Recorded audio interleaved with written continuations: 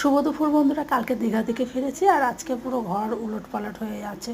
একটা ব্যাগ মাত্র খালি করেছি, আর একটা ব্যাগ তো পুরো ধরে রেখে দিয়েছি, ওটা পরে করব। এই গরমে পাচ্ছিলাম না, এই দেখো এই ব্যাগটা ধরাই রয়েছে, একদম গরমে পাচ্ছিলাম না।